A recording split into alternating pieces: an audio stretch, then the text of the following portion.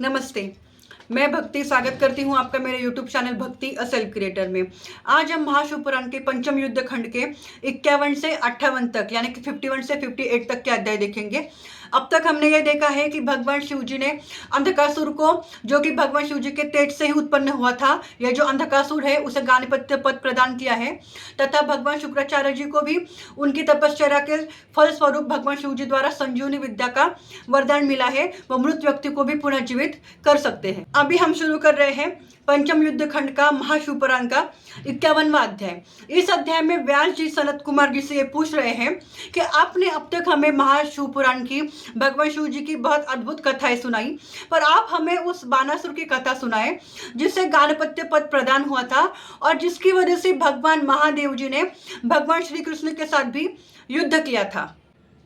व्यास जी के इस प्रश्न पर सनत कुमार जी व्यास जी को यह उत्तर देते हैं कि ब्रह्मा जी के पुत्र मरीचि, उनके पुत्र कश्यप, इस कश्यप का विवाह दक्ष प्रजापति की 13 कन्याओं के साथ हुआ था, जिसमें सबसे बड़ी कन्या दिति थी। ये दिति और कश्यप जी के जो पुत्र थे वह दैत्य थे, असुर थे। ये दिति एक असुर माता थी। इस दिति के जो सबसे बड़े पुत्र थे हिरण्यकश्यपु, उसका वध भगवान शिव जी के अंश रूपी नरसिंह भगवान ने उनका अंत किया था, और हिरण्याक्ष का वध भगवान विष्णु जी के ही अंश वराह अवतार ने किया था। ये जो हिरण्यकश्यप है उन्हें 4 संतानें थी। उनमें से जो पहला था उसका नाम था राहत, दूसरा जो था उसका नाम था अनुरात, तीसरे का नाम था संहात, और जो चौथा था प्रहलाद। यह जो प्रहलाद था वो भक्तवत्सल था, भगवान विष्णु जी का बड़ा ही परम भक्त था। यह जो भक्त प्रहलाद है जो हिरण्यकश्यप का पुत्र है, इस प्रहलाद के आगे चलकर पुत्र होता है, उसका नाम है विरोचन।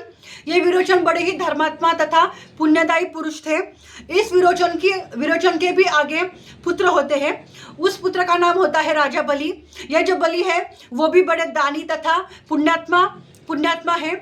जब वामन भगवान उनसे कुछ दान के लिए लेने के लिए आए, तब इस राजा बलि नहीं, जो कि प्रहलाद के कुल में पैदा हुए थे, उन्होंने वामन भगवान को अपना तीसरा पैर अपने सिर पर यानी कि अपने सर पर रखने के लिए कहा था।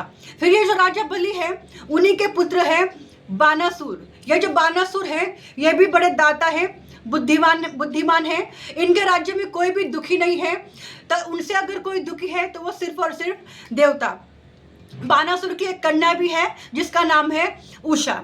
एक बार ये जो बानासुर है वो भगवान शिव जी की बड़ी ही आराधना करता है, भगवान शिव जी की तपश्चर्या करता है। जब भगवान शिव जी इस बानासुर को वरदान देने के लिए आ जाते हैं तो बानासुर भगवान शिव जी से ये वरदान मांगता है कि हे भगवान शिव जी, आप अपने शिवगणों के साथ मेरे स्थान सोनितपुर यानी कि जो कि मेरी राजधानी है वहां पर हमेशा के लिए निवास करें। भगवान शिव जी उसे इस वरदान के लिए तथास्तु कह देते हैं। फिर भगवान शिव जी अपने गणों के साथ उसके राजधानी में निवास करने लग जाते हैं। एक दिन महादेव जी को शोनितपुर में नदी के तट पर एक समारोह आयोजित करने का मन होता है। उस समारोह में भगवान शिव जी दैत्य, दानव, गंधर्व, अप्सरा सभी को निमंत्रित करते हैं। बहुत बड़ा जल क्रीड़ा का आयोजन होता है। सब अपना अपना आनंद उस क्रीड़ा में, उस उपक्रम में सोते हैं। जब महादेव जी को यह बात ज्ञात होती है कि इस समारोह में तो माँ पार्वती जी है ही नहीं, इसके लिए वो नंदीकेश्वर भगवान को कैलाश पर्वत पर भेजते हैं तथा नंदी से कहते हैं कि आप कैलाश पर्वत पर जाकर माता पार्वती को यहाँ पर सोनितपुर में इस उपक्रम के लिए, इस समारोह के लिए लेकर आए। जब नंदीकेश्वर भगवान पार्वती जी को लेने के लिए चले जाते हैं, उस समय वहां पर जो अप्सराएं, गंधर्व स्त्रियां होती है वो नाच गाने का नृत्य कर रही होती है। उसी समय जो बानासुर की पुत्री उषा है उसके मन में ये बात आ जाती है, अगर मैं भगवान शिव जी को प्रसन्न कर लूं तो वो मुझे रानी बना देंगे, मुझे सबसे सौभाग्यशाली स्त्री बना देंगे। इस हेतु से वो माता पार्वती का ही रूप धारण कर लेती है और भगवान शिव जी के समीप जाने की चेष्टा करने लग जाती है। पर उसी समय में माता पार्वती वहां पर आ जाती है और वो उषा को ऐसा करते हुए देख लेती है। माता पार्वती उषा से कहती है कि तुमने मेरा ये रूप धारण क्यों कर लिया है, तथा माता पार्वती उषा की यह मंशा भी समझ जाती है कि उसने यह रूप क्यों धारण किया है। फिर जो पार्वती जी है वो उषा से कहती है कि अभी तुम कार्तिक मास में ही ऋतुकाल की हो जाओगी और वैशाख शुल्क द्वादशी को जब तुम सो रही होगी उसी समय तुम जिस पुरुष से विवाह करोगी वो तुमसे मिलेगा और वही तुम्हारा पति भी बनेगा। फिर और तुम बाल्यकाल से ही भगवान विष्णु जी की भी भक्ता हो, इसलिए अंततः वह ऐसा ही होगा। फिर ऐसा कहकर भगवान माता पार्वती जो है वो भगवान शिव जी के समीप जाती है और ऐसा कृत्य घटने के बाद माता पार्वती और शिव जी पुनः अपने धाम के लिए लौट जाते हैं। अभी हम सुन रहे हैं पंचम युद्ध खंड का 52वां यानी कि अध्याय नंबर 52। इस अध्याय में सनत कुमार जी व्यास जी को बता रहे हैं कि एक बार जो बानासुर है वो भगवान शिव जी को और माता पार्वती को प्रसन्न हुआ देख भगवान शिव जी से कहता है कि आपने मुझे ये 1000 भुजाएं दी है, पर इसका उपयोग ही मेरे लिए क्या है। मैंने तो देव, गंधर्व, देवता, कुबेर, इंद्र, वरुण जितनी भी जातियां हैं उन सबको जीत लिया है। आपको छोड़कर इस पृथ्वी पर ऐसा कोई है ही नहीं जो मुझसे हारने का बाकी रह गया है। तो अभी मेरे इस बल का, मेरी इस 1000 भुजाओं का उपयोग ही क्या है। इस पर भगवान शिव जी जो है वो बानासुर पर क्रोधित हो जाते हैं और कहते हैं कि तुम एक राक्षस कुल के हो, इसलिए अपने राक्षस मति ही दिखा रहे हो। तुम्हें क्या यहाँ पर जो सादगी फैली हुई है, शांतता फैली हुई है, क्या वो तुम्हें पसंद नहीं आ रही है। इसलिए भगवान शिव जी बानासुर को श्राप दे देते हैं कि तुम्हें बहुत गर्व है अपने इस 1000 भुजाओं पर। तुम्हारा एक दिन मेरे जितने ही ताकतवर बलवान पुरुष के साथ युद्ध होगा और तुम्हारी ये 1000 भुजाएं उसके द्वारा टूट जाएगी। ऐसा श्राप सुनकर जो बानासुर है वो थोड़ा दुखी हो जाता है और अंततः भगवान शिव जी की पूजा कर, उन्हें प्रणाम कर, नमस्कार कर पुनः अपने स्थान को लौट जाता है और पुनः अपने घर में आकर जो बानासुर का मंत्री है कुंभांड उसे वो जाकर भगवान शिव जी का यह श्राप बताता है कि भगवान शिव जी ने मुझे मेरी 1000 भुजाएं कोई काटेगा ऐसा श्राप दिया है, यानी कि अभी जरूर ही कभी ना कभी हमारे राज्य में युद्ध होगा। फिर जो बानासुर है वो दूसरे और अपना युद्ध की तैयारी करने लग जाता है। उसे ऐसा लगता है कि अगर भगवान शिव जी ने श्राप दिया है, यानी कि जो मेरी 1000 भुजाएं काटेगा वो जरूर मेरा अंत करने के लिए, मुझसे युद्ध करने के लिए आ रहा होगा। इसलिए बानासुर दूसरी और अपनी सेना भी तैयार रखता है। पर दूसरी ओर वैशाख का जब महीना चल रहा होता है तो रात्रि में भगवान विष्णु जी की भक्ति कर जो उषा है वो अपने कक्ष में सो रही होती है। तभी उसकी मुलाकात अनिरुद्ध, जो भगवान श्री कृष्ण के पुत्र प्रद्युम्न के पुत्र है, यानी कि भगवान श्री कृष्ण के अनिरुद्ध पोते हैं, इस अनिरुद्ध का उषा के साथ मिलन होता है और उन दोनों में प्रेम हो जाता है। और जब फिर अनिरुद्ध और उषा का मिलन के बाद अनिरुद्ध जो है वो पुनः अपनी नगरी द्वारका पहुंच जाते हैं। फिर ये जो उषा है वो ये सारा वृत्तांत अपने बानासुर के जो मंत्री है कुंभांड, उनकी पुत्री चित्रलेखा को बताती है। और ये जो चित्रलेखा है वो ये अनिरुद्ध आखिर है कौन, उसे पहचानने के लिए सभी के चित्र बनाती है। श्री कृष्ण का बनाती है, प्रद्युम्न का बनाती है, अनिरुद्ध का बनाती है और अंततः उषा से पूछती है कि इसमें से कौन है जिससे तुम मिली थी और तुम उससे प्रेम करती हो। इस पर जो उषा है वो अनिरुद्ध का चित्रलेखा को दिखाती है और कहती है कि यही है जिसके साथ मेरा मन जुड़ गया है और मैं इसी के साथ विवाह करना चाहती हूँ। यह जो चित्रलेखा है वो मन के गति के द्वारा गमन करने की कला शक्ति अपने पास में रखती है। ये मन की जितनी यहाँ वहाँ जाने की गति होती है, उसी गति के साथ ये जो चित्रलेखा है वो एक जगह से दूसरे जगह पर भ्रमण करने की शक्ति अपने साथ में लिए हुए है। इसलिए ये जो उषा है वो चित्रलेखा से कहती है कि तुम द्वारका में जाओ और इसी क्षण अनिरुद्ध को यहाँ पर मुझसे मिलने के लिए कहो। फिर अनिरुद्ध का वो चित्र देखकर वो जो चित्रलेखा है उसी क्षण वहां पर द्वारका में पहुंच जाती है। द्वारका में वो श्री कृष्ण जी के भवन में पहुंचते ही अनिरुद्ध को पहचान लेती है और अनिरुद्ध को अपने साथ लिए हुए बानासुर के महल में पहुंच जाती है। जब उषा और अनिरुद्ध एक दूसरे से मिल रहे होते हैं तो यह दृश्य कुछ सैनिक देख लेते हैं और वो ये सूचना बानासुर को दे देते हैं कि श्री कृष्ण का पोता अनिरुद्ध हमारे महल में उषा के कक्ष में है। यह बात सुनकर बानासुर को बड़ा ही आश्चर्य होता है। अभी हम सुन रहे हैं 53वां यानी कि अध्याय नंबर 53। इस अध्याय में सनत कुमार जी व्यास जी को ये बता रहे हैं कि ये जो बानासुर है सैनिकों के द्वारा ये बात सुनते ही उषा के कक्ष में चल पड़ता है और वहां पर अपनी पुत्री उषा को अनिरुद्ध के साथ देख लेता है। वो अनिरुद्ध पर बड़ा ही क्रोधित होता है और इससे कहता है कि तुम मेरे पुत्री के साथ यहाँ पर क्या कर रहे हो। और वो अनिरुद्ध की मंशा समझ वो अपने 10,000 सैनिकों को अनिरुद्ध के साथ युद्ध करने की आज्ञा दे देता है।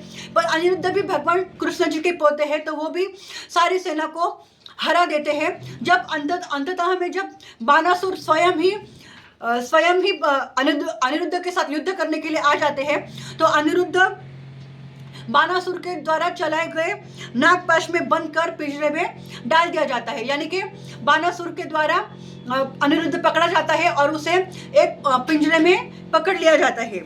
और इसके पश्चात बानासुर यह आज्ञा देता है कि इसका शरीर काट डालो और सारे राक्षसों को खिला दो। पर जैसे ही ये बात बानासुर का मंत्री कुंभांड सुनता है, तो वो बानासुर से कहता है कि यह करना योग्य नहीं है, क्योंकि इस पर भगवान शिव जी की भी कृपा है और आप स्वयं ही भगवान शिव जी के भक्त है, इसलिए आप ऐसा ना करें। फिर जो बानासुर का मंत्री कुंभांड है, वो अनिरुद्ध से ये कहता है कि तूने ऐसा क्यों किया है? तुम उषा के कक्ष में क्या कर रहे हो?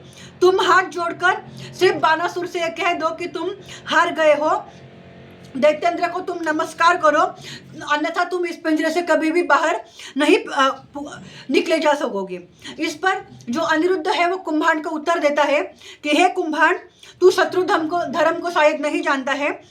अगर खुद के प्राणों की रक्षा से ज्यादा युद्ध में मर जाना ही क्षत्रिय धर्म होता है, इसलिए वीर क्षत्रिय जो होते हैं वो संग्राम में मरने के लिए होते हैं, ना ही किसी के सामने हाथ जोड़कर दीन होने के लिए होते हैं। इसलिए मैं ऐसा कृत्य बिल्कुल भी नहीं करूंगा, यह मेरे लिए शोभनीय नहीं है।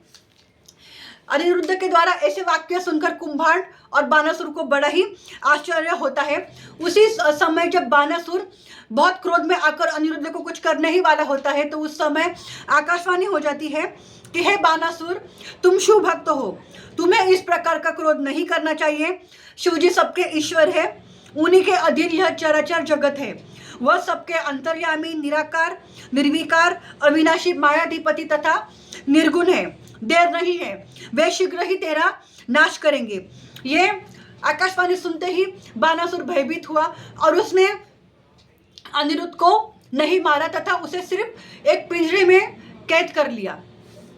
फिर यह जो अनिरुद्ध है, उसने देवी दुर्गा का उस पिंजरे में स्तवन किया, उसने देवी माता दुर्गा की आराधना की, उन्हें याद किया। फिर उस स्तुति को सुनकर चतुर्दशी को गाढ़ी रात्रि में श्री काली जी उस कैद खाने में आती है और उसे अनिरुद्ध को उस पिंजरे से मुक्त कर देती है। जैसे ही अनिरुद्ध मुक्त हो जाता है, वो उषा के पास में जाता है और पुनः उषा को उसके महल से निकालकर अपने राज्य पहुंचने की चेष्टा वो करने लग जाता है। अभी हम सुन रहे हैं 54वां यानी कि अध्याय नंबर 54। इस अध्याय में व्यास जी सनत कुमार जी से पूछ रहे हैं कि जो कुंभांड की पुत्री है चित्रलेखा, उसने तो अनिरुद्ध का द्वारका में जाकर हरण कर लिया, पर श्री कृष्ण जी के भवन में तब क्या हुआ? जब 4 महीने बीत गए, फिर सनत कुमार जी व्यास जी को इस पर उत्तर देते हैं कि जब 4 महीने बीत गए फिर भी अनिरुद्ध महल में वापस नहीं आया है। इस बात से श्री कृष्ण की जो स्त्रियां है वो दुख करने लगी, विलाप करने लगी। तथा कुछ क्षण पश्चात नारद जी द्वारा भगवान श्री कृष्ण जी को यह पता चलता है कि उनका पोता अनिरुद्ध बानासुर के कैद में है। यह बात सुनते ही भगवान श्री कृष्ण अपनी सेना लिए, जिसमें प्रद्युम्न, युयुधान, सांब, सारन, नंद, उपनंद, बलभद्र ये सब शामिल है। ये सब शोणितपुर बानासुर के साथ युद्ध करने के लिए पहुंच जाते हैं। जितनी सेना भगवान श्री कृष्ण जी की होती है, उतनी ही सेना बानासुर भी उनसे लड़ने के लिए बुला लेता है। फिर इन दोनों सेनाओं में यानी कि भगवान श्री कृष्ण जी और बानासुर की सेना में युद्ध शुरू हो जाता है। पर यह जो बानासुर है वो भगवान शिव जी का परम भक्त है, इसलिए अपनी भक्त की रक्षा करने के लिए भगवान शिव जी भी उस युद्ध में शामिल हो जाते हैं। फिर भगवान शिव जी अपने शिष्य, अपने भक्त बानासुर के लिए कृष्ण के साथ भी एक रोमवर्धक युद्ध करते हैं।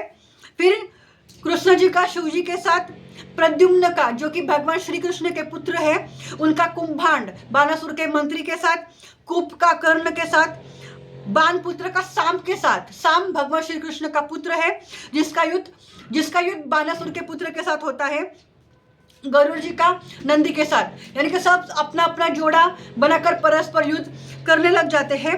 फिर जब भगवान श्री कृष्ण जी और भगवान शिव जी का युद्ध चल रहा होता है, वो बहुत घनघोर युद्ध चल रहा होता है। उस युद्ध में अंततः में भगवान श्री कृष्ण हारने लग जाते हैं। फिर वो मन ही मन मुस्कुराकर भगवान शिव जी को नमस्कार करते हैं, प्रणाम करते हैं और उन्हें कहते हैं कि हे भगवान शिव जी, आप इस युद्ध में क्या कर रहे हैं? आपको ये युद्ध तो करना ही नहीं चाहिए। जो होता है वो आपकी मर्जी से होता है।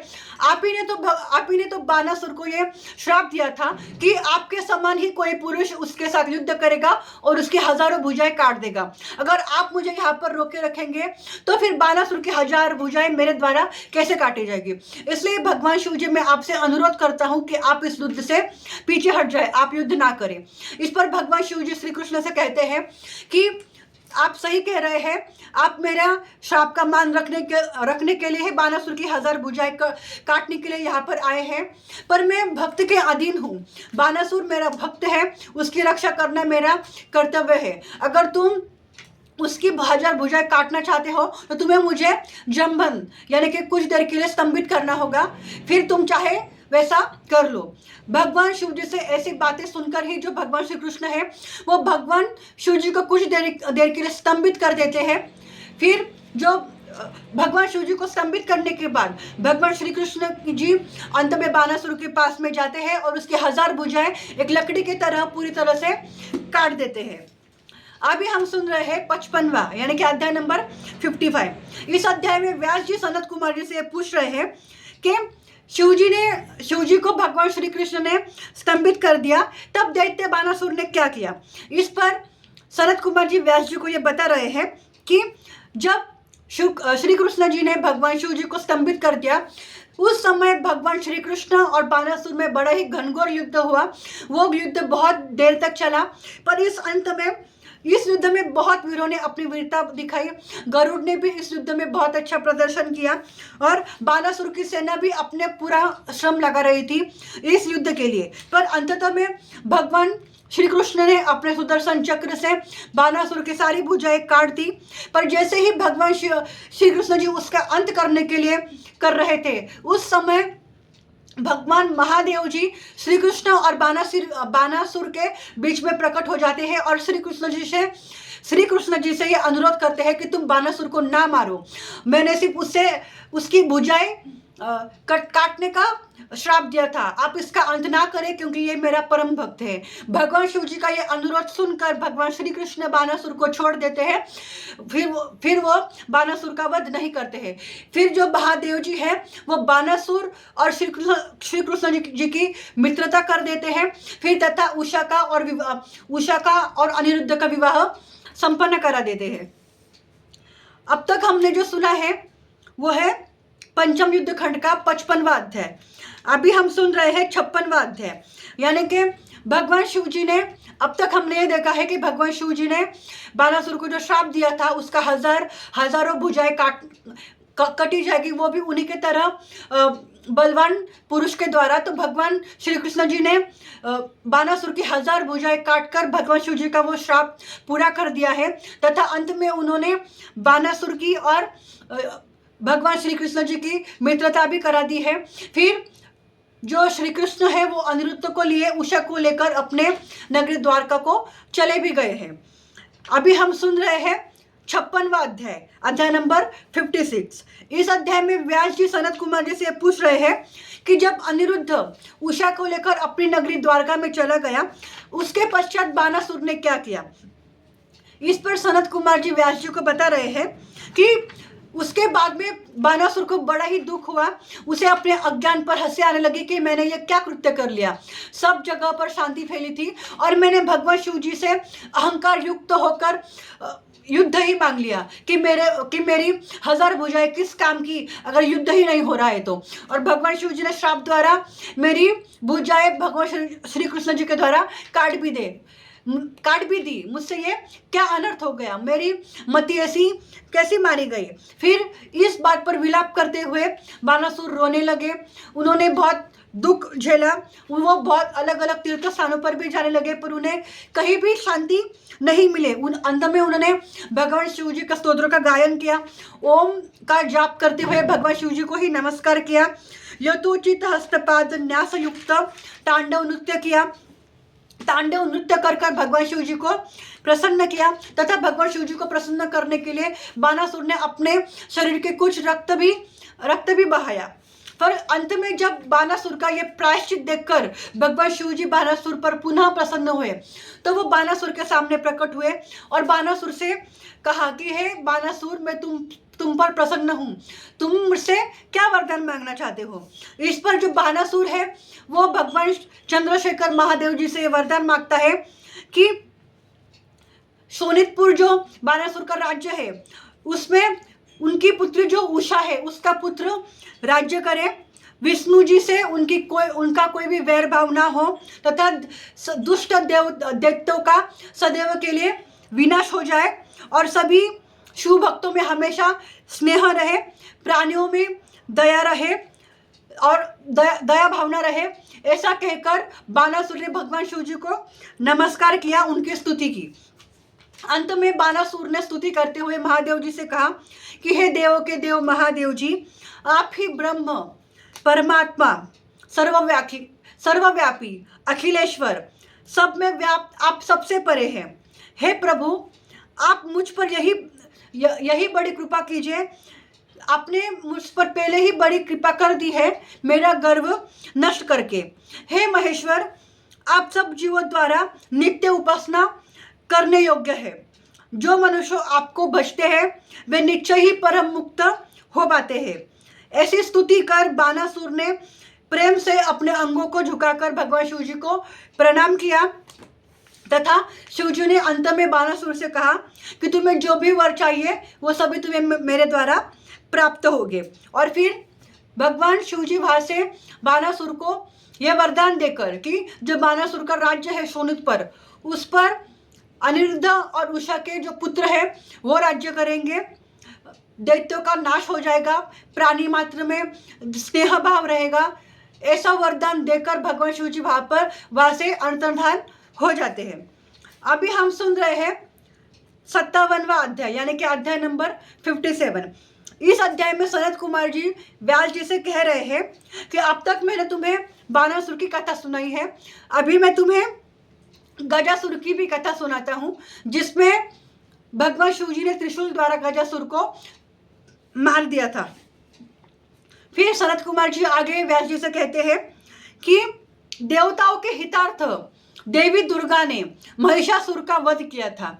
यह जो महिषासुर है उसी का पुत्र है गजासुर।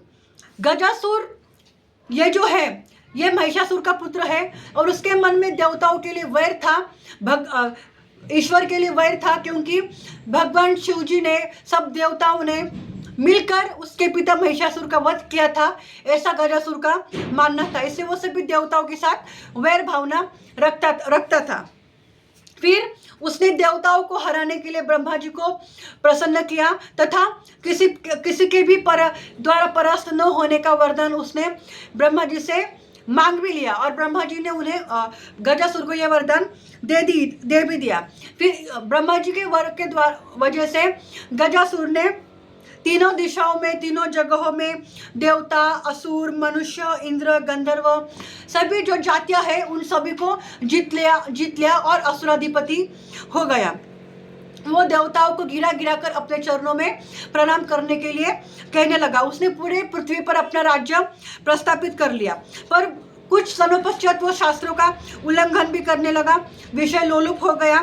फिर इस पृथ्वी पर जितने भी तपस्वी थे उनसे वो द्वेष करने लगा और जो ब्राह्मण थे उनसे तो वो कुछ ज़्यादा ही द्वेष भावना रखने लगा। अपने पूर्वों का वैर याद कर वो सभी ब्राह्मणों को, धर्मात्माओं को परेशान करने लग गया। जब वो असुर किसी नंदनवन में घूमने जाता तो उसे देखकर सभी ब्राह्मण जो अन्य जीव है वो रक्षा करो ऐसा चिल्लाने लग जाते। उसका इस असुर गजासुर का इस तरह का आतंक पूरी पृथ्वी पर फैल गया था। फिर जो देवता है वो एक बार गजासुर के इस आतंक की वजह से देवाधिदेव महादेव जी के पास में जाते हैं और महादेव जी से ये कहते हैं कि इस गजासुर ने, ये जो गजासुर है वो महिषासुर का पुत्र है और अपने पिता महिषासुर का माता दुर्गा द्वारा वध हुआ है, इसलिए वो सभी देवताओं से वैर भावना रखता है, वो किसी से भी परास्त नहीं हो सकता है। उसे ऐसा ब्रह्मा जी द्वारा वरदान है। वो हमें उसके पैरों में गिरा गिरा कर प्रणाम करने के लिए कहता है तथा हम आपकी शरण में आए हैं। हे देवादिदेव महादेव, हमें आप इस समस्या से मुक्त कीजिए। इस पर जो देवादिदेव है देवताओं से ऐसी बातें सुनकर उस दैत्य को त्रिशूल लेकर अपने हाथ में त्रिशूल लेकर उस दैत्य को मारने के लिए चल पड़ते हैं। फिर ये जो गजासुर है उसका और भगवान शिव जी का बहुत बड़ा युद्ध होता है। इन दोनों के युद्ध में जब अंत में भगवान शिव जी उसे मार ही रहे होते हैं त्रिशूल से, उस वक्त में ये जो गजासुर है वो भगवान शिव जी से उनके सामने हाथ जोड़ता है, उन्हें प्रणाम करता है और कहता है कि हे महादेव, आप उनकी स्तुति करता है। इस स्तुति से प्रसन्न होकर महादेव जी गजासुर से कहते हैं कि तुम्हें क्या वर चाहिए, तुम मुझसे कहो। इस पर गजासुर महादेव जी से कहता है कि मुझे यही वरदान चाहिए कि मेरी मृत्यु आप ही के हाथों से हो और जब मेरे शरीर से ये मेरे प्राण निकल जाए तो मेरे देह का जो चर्म है, जो कातड़े हैं उनका आप धारण के लिए मेरे शरीर का जो मांस है उसे आप धारण करें। ऐसा वरदान भगवान शिव जी गजासुर को दे देते हैं। फिर भगवान शिव जी द्वारा ही गजासुर का वध भी हो जाता है और गजासुर जब मृत हो जाता है तो उसके जो आते होते हैं उसका चर्म तैयार किया जाता है और वही चर्म महादेव जी अपने ऊपर धारण भी करते हैं। और इसी वजह से काशी क्षेत्र में गजासुर के वजह से एक मुक्तिदायक ज्योतिर्लिंग का भी प्रादुर्भाव होता है और वो कृतिवासेश्वर नाम से भी पहचाना जाता है। फिर शिव जी ने इस गजासुर का विस्तृत चर्म को ग्रहण कर लिया और सब काशीवासी गजासुर के अंत के बाद प्रसन्न हो गए। सभी देवता आनंद को प्राप्त हुए। गजासुर के वध की वजह से सभी देवता शांत हुए। अभी इस अध्याय के अंत में ऐसा वर्णन किया गया है, जो प्रेम सहित इस आख्यान को पढ़ता और सुनता है वह बड़ा सुख पाता है तथा अंत में मोक्ष का भागी होता है। अभी हम सुन रहे हैं पंचम युद्ध खंड का 58वां यानी कि अध्याय नंबर 58, जो कि पंचम युद्ध खंड का आखिरी अध्याय है। यह अध्याय सुनने के बाद हमारा पंचम युद्ध खंड पूरा समाप्त हो जाता है। इस अध्याय में वर्णन किया गया है दुदंभी और निरहात के वध का। सनत कुमार जी अभी व्यास जी को दुदंभी और निरहात का वध महादेव जी ने कैसा किया, इस पर यह सारा वृत्तांत व्यास जी को बता रहे हैं। सनत कुमार जी व्यास जी को कह रहे हैं कि भगवान विष्णु जी द्वारा जो असुर है हिरण्याक्ष, हिरण्यकश्यप, भगवान शिव जी के अंश द्वारा उनका अंत तो हो गया। तो इस बात पर जो दैत्य माता थी दिति, उसे बड़ा ही दुख हो रहा था। उसने फिर उस समय दुदंभी और निरहात को बुलाया और कहा कि देवताओं की जो ताकत है, बल है, वो ब्राह्मणों में है। जब ब्राह्मण यज्ञ करते हैं, पूजा अर्चा करता है, उसी से देवताओं को शक्ति, ताकत, बल मिलता है। इसलिए हमें पहले तो ब्राह्मणों का ही संहार करना चाहिए। ऐसी दैत्य माता दिति से आज्ञा लेकर ये जो असुर है दुदंभी और निरहात, ये ब्राह्मणों का संहार करने के लिए जुट जाते हैं, क्योंकि दैत्य माता दिति का ऐसा मानना होता है कि सभी देवताओं को शक्ति ब्राह्मणों के द्वारा किए गए यज्ञ से ही प्राप्त होती है। अगर यज्ञ करने के लिए ब्राह्मण ही नहीं होंगे, यज्ञों का नाश हो जाएगा, तो देवता भोजन रहित हो जाएंगे और वो कमजोर पड़ जाएंगे। ऐसे समय में हम देवताओं को हरा सकते हैं फिर, और देवताओं की सारी प्रतिष्ठा हम हरण भी कर सकते हैं, उनकी संपत्ति भी हरण कर सकते हैं। दैत्य माता दिति की ऐसी आज्ञा लेकर ये जो दुदुम्बी और निरहात है वो चल पड़ते हैं ब्राह्मणों की खोई में उनका संहार करने के लिए। पहले ये दोनों राक्षस ऐसा विचार करते हैं कि सबसे ज्यादा अधिक संख्या ब्राह्मणों की तो काशी में ही है, तो हमें पहले काशी में ही जाना चाहिए ब्राह्मणों का संहार करने के लिए, फिर बाद में हम अन्य तीर्थों पर जाना शुरू करेंगे। फिर ये दुदुम्बी और निरहाद है, काशी में ब्राह्मणों को मारने लग जाते हैं। जो ब्राह्मण कुशा समिधा लेने के लिए जंगल में जाते हैं वो कभी उन्हें खा लेते हैं, कभी ये दोनों राक्षस जलचर बनकर घूमते हैं, कभी वंचर बनकर घूमते हैं, कभी मायावी रूप लेकर लोगों को डराते हैं, कभी अदृश्य मायावी रूप लेकर देवताओं में बैठ जाते हैं, तथा कभी कभी मुनियों में ही जाकर मुनि का वेश धारण कर मुनियों के साथ भी बैठ जाते हैं। और फिर जैसे ही रात्रि होती है तो उन्हीं के पर्णकुटी में प्रवेश कर उन ब्राह्मणों को वह खा जाते हैं, ब्राह्मणों को फाड़ देते हैं। वो ब्राह्मणों को पूरी तरह से परेशान करना ये निरहाद और ये दुदुम्बी शुरू कर देते हैं। फिर एक दिन शिवरात्रि का आ जाता है। इस दिन ये जो शिव जी का भक्त एक शिव जी का भक्त होता है, वो भगवान शिव जी की पूजा कर रहा होता है, आराधना कर रहा होता है। फिर ये जो दैत्य है वो उस भगवान शिव जी के भक्त को खाने के लिए दौड़ पड़ते हैं, पर ये उस समय वो भगवान शिव जी का जो भक्त है वो भगवान शिव जी का मंत्र का जाप कर रहा होता है, यानी कि उसने भगवान शिव जी का मंत्र रूपी कवच पहना होता है। इसके वजह से ये जो राक्षस है वो उस व्यक्ति को, मनुष्य को खा नहीं पाते हैं। पर ये बात भगवान शिव जी को बहुत क्रोध में ला देती है कि मेरा भक्त शिवरात्रि को मेरा पूजन कर रहा है और ये राक्षस उसे खाने की चेष्टा कर रहे हैं। तो भगवान शिव जी कुपित होकर उन राक्षसों का वध करने का निर्धार कर लेते हैं।